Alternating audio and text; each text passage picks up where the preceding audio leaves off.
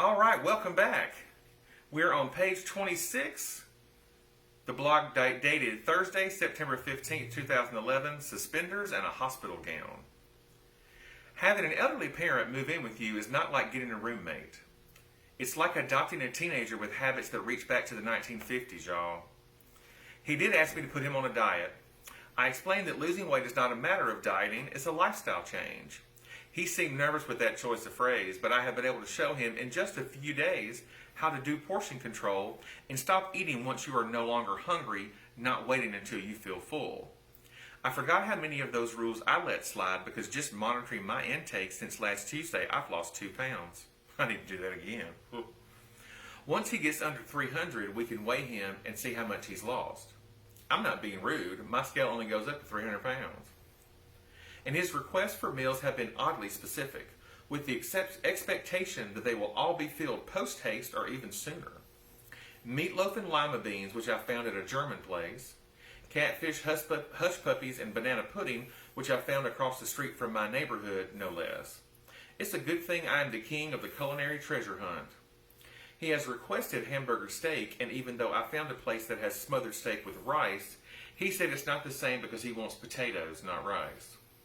Considering he's living on the West Coast and not Alabama, you'd think he'd settle for a reasonable facsimile, but you'd be wrong. I mean, I've had to adjust to the fact that there is no cheese dip in California outside of a jar at the Safeway, and other than a couple of hissy fits and some pouting, I've been fine. Not really, I really do miss queso. Speaking of bad diets, we went to the emergency room last night. It wasn't specifically related to his weight, but the litany of woe that makes up his physical state. It was an interesting cap to an interesting day. He asked if I would drive him to the doctor. He said he was afraid he'd get lost on his way to the VA where I work, and his appointment would be. Fear from a man who just drove from Alabama to California in 3.5 days with no map, who voluntarily jumped out of airplanes in the Army, who owned a hot pink welding truck, who got a perm on a dare when I was 4, who went deer hunting armed with toenail clippers and self-confidence. I'm kidding about the deer hunting, but you see how his request threw me for a loop. However, the request to drive him was one I had no problem granting. I mean, his doctor's office was in the same building as my office, so my time away from work would be minimal. I asked if he wanted to go with me in the morning, his appointment wasn't until 1:30, and spend the day at the VA acclimating himself to the area, enjoying the farmer's market we have every Wednesday. Once I explained the cafeteria offered both biscuits and gravy, no more convincing was needed. So I drove his pickup, which smelled strongly of feet, dog food, and contraband Cheetos because he needed to use his powered wheelchair, and my car is not properly equipped. Clad in my 3-piece suit, I drove a truck for the first time since I was forced to learn to drive a standard on the column. Standard on the column, people. When I was abandoned in a field by my feed store co-workers the summer after my senior year in high school. I was country when country wasn't really cool, y'all. I worked at the Pike County Co-op in Macomb, Mississippi. Woohoo!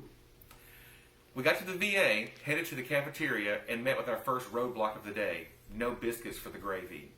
He was half-heartedly offered an English muffin with gravy, but even the cafeteria lady who suggested it seemed to know it was an odd suggestion, and our encounter became awkward until I blamed California hippies, and we all laughed, and he ordered a quasi-Denver omelet with sausage instead of ham. I left him happily munching and reading his book about the FBI's plot to bring down Al Capone. You know, your typical light breakfast reading. He would then entertain himself at the farmer's market.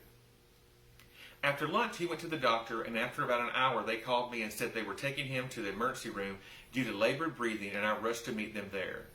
He's sitting in his wheelchair, slightly stooped due to a bad back, and somewhat irritated due to Irish heritage. We sat there while they performed a battery of tests and took a rather large sampling of fluids. They forced him to take off his shirt and put on a hospital gown, but he insisted on wearing his suspenders over the gown. When they protested, I explained it's either that or the full moon, as it were. Those wide pieces of forest green elastic are the only thing between a reasonably amicable but oddly dressed patient and a naked and irritated redneck.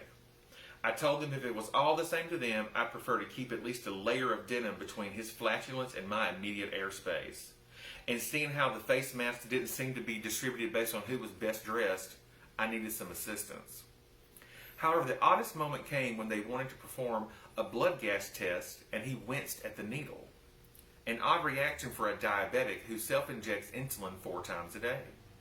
He likened the pain to being shot in the butt, which he consequently admitted had happened to him on more than one vaguely felonious occasion before my mother agreed to marry him and remove him from the mean streets of Epes, Louisiana, population 250, if you count cows, dogs, and slow-moving squirrels. With his admission, the real pretty Indian doctor lady asked if I were his attorney. I was confused until I looked down and realized I was still in my three-piece suit, and he was outfitted in what I've come to describe as a slightly medicated topless hee-haw extra. I laughed and said, "No, I'm his son. Thank goodness I didn't inherit the heathen gene. I mean, the only shot I've ever been is through the heart by someone who gave love a bad name. Bon Jovi." He laughed and said, "Yeah, his mama's what made him turn out so good. You know, he runs a department here. He's real smart." In that moment, I realized while he is very vocal about his pride in my accomplishments, I don't think I've ever reciprocated. I thought about how he came from nothing and worked his fingers to the bone, literally up to the point where he hurt his back offshore just to make sure his family had what we needed. I thought about how he scrimped and saved to buy me a new car in college, and how hurt he must have been when it was repossessed after his accident and his workman's comp check was much less than his normal pay. All I could think about at the time was how embarrassed I was. I didn't stop to think how it affected him. He has his faults, to be sure, but for someone who got his GED in the Army, it was never a question of if I were going to college, it was when and where. It was practically predetermined I would be successful.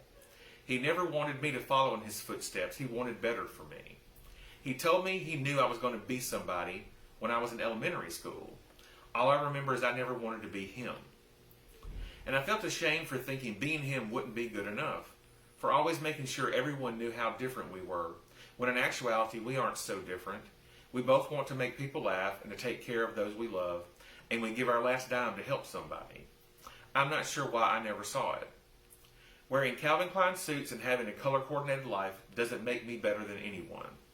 And although I'd like to think if God were to choose a look, it'd be from the Brooks Brothers Black Fleece collection, which I will never own because it's too expensive and I am cheap.